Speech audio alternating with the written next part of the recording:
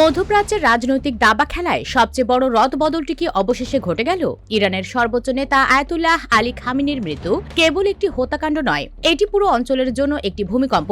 কিন্তু প্রশ্ন হলো, এই হত্যাকাণ্ডের নেপথ্যে কি কেবল যুক্তরাষ্ট্র আর ইসরায়েল, নাকি এই ধ্বংসযজ্ঞের ব্লুপ্রিন্টে নীরব সম্মতি ছিল আরব বিশ্বের? প্রকাশ্যে সৌদি আরব বা অন্য কোনো আরব দেশ এই হামলায় সরাসরি অংশ নেয়নি, কিন্তু শিয়া সুন্নি দ্বন্দ্ব এবং ইরানের আঞ্চলিক আধিপত্য কমানোর যে দীর্ঘদিনের আরব আকাঙ্ক্ষা, তা এই ঘটনার পর নতুন করে সামনে আসছে।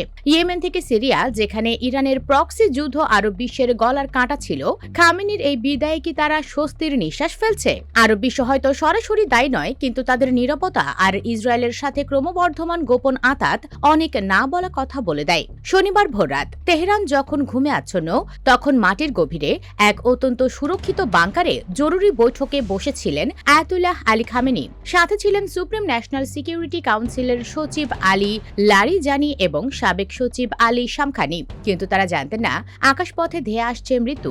যুক্তরাষ্ট্র ও ইসরায়েলের যৌথ সামরিক অভিযানে ব্যবহার করা হয় অত্যাধুনিক বাংকার বাস্টার ক্ষেপণাস্ত্র।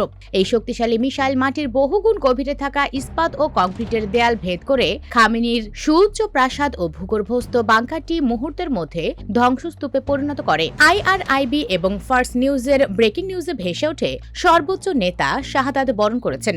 একই সাথে প্রাণ হারান আইআরজিসি কমান্ডার মোহাম্মদ পাকপোর সহ শীর্ষ সহযোগীরা। হামলার পরপরই মার্কিন প্রেসিডেন্ট ডোনাল্ড ট্রাম্প প্রথম এই মৃত্যুর দাবি সামনে আনেন। শুধু তাই নয়, তিনি হুমকি দেন আগামী দিনগুলোতেও এই হামলা অব্যাহত থাকবে। কিন্তু প্রশ্ন হলো, একটি স্বাধীন দেশের রাষ্ট্রপ্রধান বা সর্বোচ্চ নেতাকে এভাবে হত্যা করা কি আন্তর্জাতিক আইনের চরম লঙ্ঘন নয়?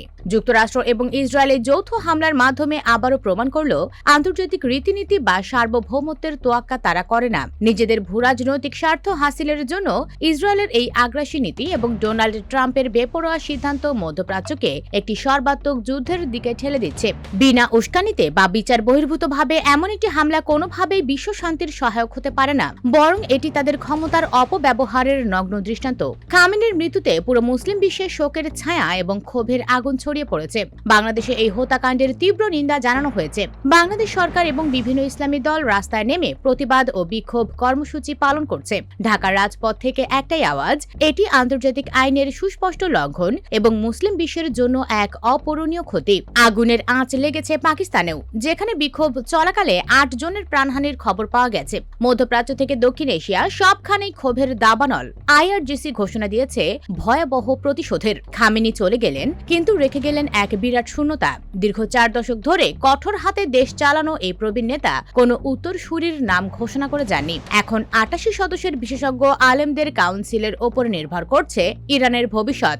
সংবিধানে বলা আছে, নতুন নেতাকে হতে হবে রাজনৈতিক দক্ষতা সম্পন্ন এবং ইসলামী প্রজাতন্ত্রের প্রতি অটল অনুগত। কিন্তু ট্রাম্পের অব্যাহত হামলার হুমকির মুখে এই পরিষদ কি আদৌ নিরাপদে বৈঠকে বসতে পারবে?